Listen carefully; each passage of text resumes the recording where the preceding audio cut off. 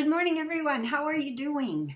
I was talking with Anne-Marie from the Swinton Park group, and she was telling me that you're all on hold. And I also want to say hello out to my Temple Hill group and know from Nancy that you are also all on hold. But I think in all actuality, the whole world's on hold, isn't it? I tell you, it sure is a different place than it was 3 or 4 months ago. I hope all of you are doing well. I know that my work kind of stopped in some ways, and yet it got rekindled in others. So I thought I'd take a few minutes this morning just to do a little video to say hello to you all, but also just to give you a little bit of update on what I'm doing. I thought you might be interested. If not, just shut me off. I mean, doesn't matter. It won't hurt my feelings because I won't know that you shut me off. Anyway, when I was let go from David's Tea on March the 16th, they closed all the retail stores, of course. So I came home and was starting to think about what in the world I was going to do with myself. So, of course, I just sort of went back into what it was that I have done for so many years, which is care for those who need me.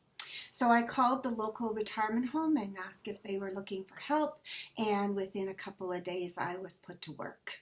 So my most recent paycheck had 96 hours on it. Now that includes 7.5 hours that was missed on the previous pay. So you can take that off of that. But lo and behold, just by saying that, you can tell that there is need in the community for those caring for the elderly. So what I'm doing, I'm back to being the role of a healthcare worker. So I go in each day that I'm scheduled and work either a 7 to 3 or a 3 to 11. And I assist with all kinds of things with the older adults.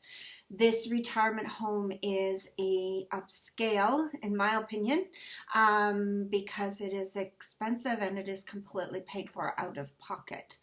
And so there is no government support at all.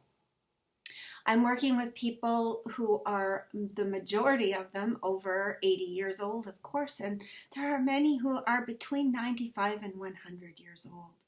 And so fear not, if you are in your early 80s, you can think about the fact that you have a long life ahead of you yet.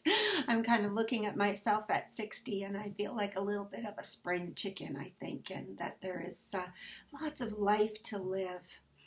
And with that in mind, I was thinking to myself a lot about what does it mean to be spiritual in times like this, because our religions have had to stop their gatherings. They've had to stop their community and their collective gathering. And with doing that, what does it do to church or faith community? What does it do to the spirit or the soul?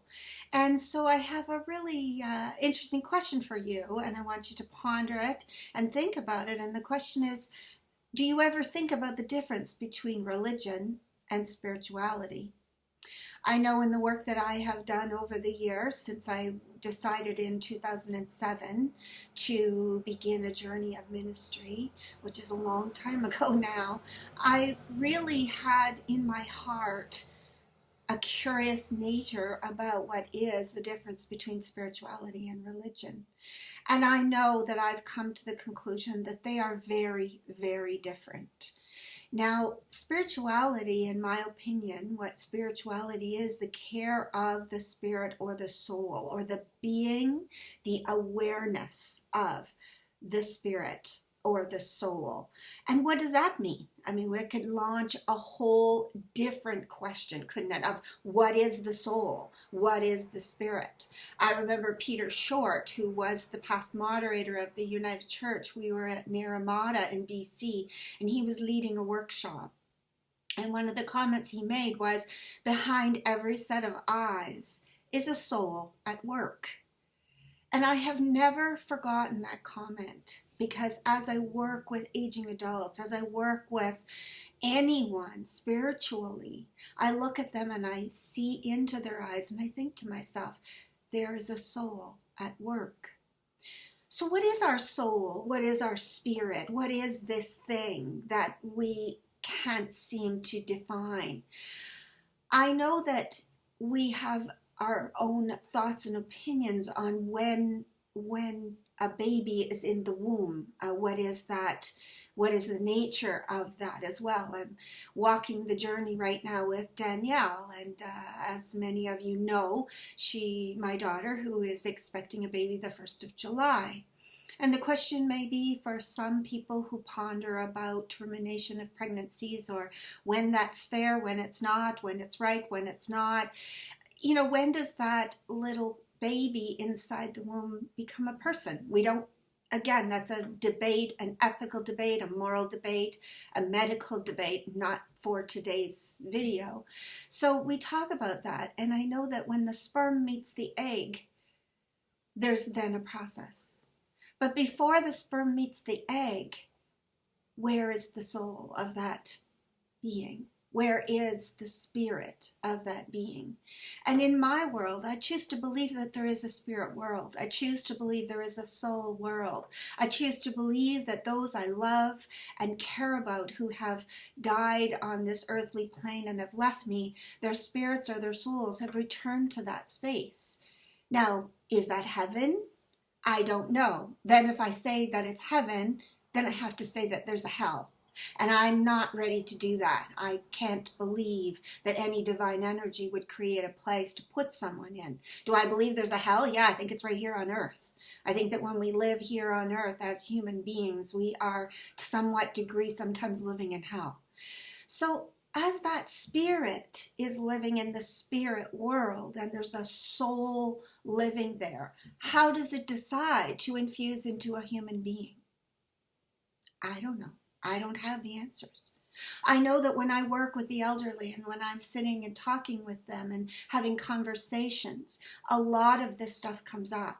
Because as we age and become closer to that day when we know we're going to go and meet our maker, or, you know, kick the bucket or carry on into another sphere or another world, they know that, that time is coming near. So all of a sudden the questions start to come.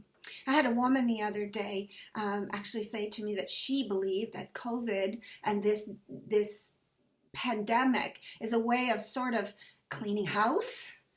And I thought about that for a minute, and my answer to her was, I don't know if that's the case, but what I do know that I cannot believe in a vengeful God. I cannot believe that a divine energy that is, if in charge, if the divine energy is what it is, I can't believe that it's something that would purposely hurt, injure, and cause people grief and pain.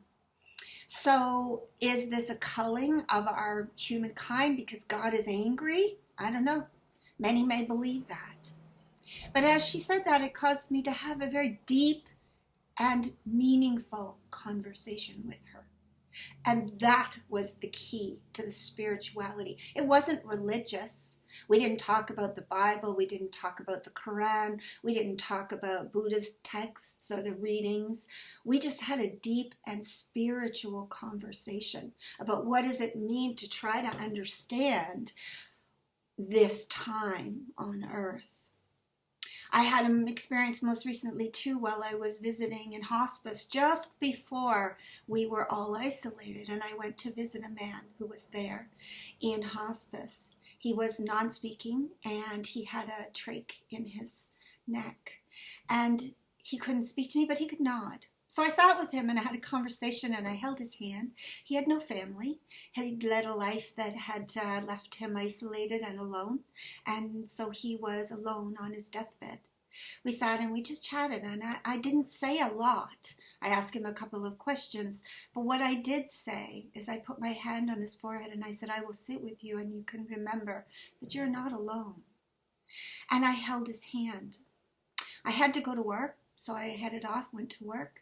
The following morning, I was at work at David's Tea, and a woman came in that I had met previously, and I recognized her, but I had to put my finger on it. It took us a minute to be able to see what it was all about. Who was this person? How did we meet? And we finally figured it out. And what it was is she's a medium. She's a person who says and is a person you can sit with, and she will be a medium. She will talk with the spirits and the souls. Now, again, if you believe in that, that's great. If not, that's okay too. But all of a sudden, out of the blue, belief aside, she said to me, you have a man around you, someone who's passed, significant other? And I said, nope, I haven't had a significant other in about 25, 30 years. So no, and definitely not one that's passed. I've had no past people. I've had no men die recently in my life. And she said, oh, that's interesting because there's a spirit, a man's spirit just around you. And I thought, oh, interesting. And all of a sudden, I just knew. I don't know why I knew. I just knew that this man had just died. And he had passed through, in my opinion, to say goodbye and thank you. And it was funny how I knew it in that moment. I knew the name. The name came to me. I knew it. And I told her the story, and she went, cool, that's awesome. And that was the end. She headed out. I headed back to work. Later that day, I went over to the hospice, and I said, the bed was empty. It was made. And I said, and I spoke his name, when did he go? And they said about 10 o'clock this morning. And that's when the woman and I were chatting at David's Tea. So what is the difference between spirituality and religion? Religion is a set of rules and guidelines that you choose to follow in order to live out your faith. You are choosing to be part of a faith story that is written down and that is given to us in a doctrinal and a theological way. What is spirituality? Spirituality is relationships between people that connect us on a level that sometimes we cannot understand. So as I reach out to you folks today, my good friends in Swinton Park and my good friends at Temple Hill, and anyone else who happens to listen to this video, because I'm going to post it publicly, I want you to know that we've made a spiritual connection. You are in my heart, and I hopefully am in your heart. And as you weather through this time of isolation from family and friends, may you find ways of reaching out to them and connecting with them, because know for sure that spiritually you are in their heart, and know for sure that spiritually you are in mine. I love you all dearly, and I look forward to being back with you again in community when all this is over. And watch, I will bring up some more videos. Maybe I'll play around a little bit again and post this up. So you have a great day. Stay safe. Wash your hands. Call your mother if you can, or call your children, or FaceTime with your grandchildren. Do something with this time that's meaningful and that touches your spirit. Blessings to you all. Bye for now.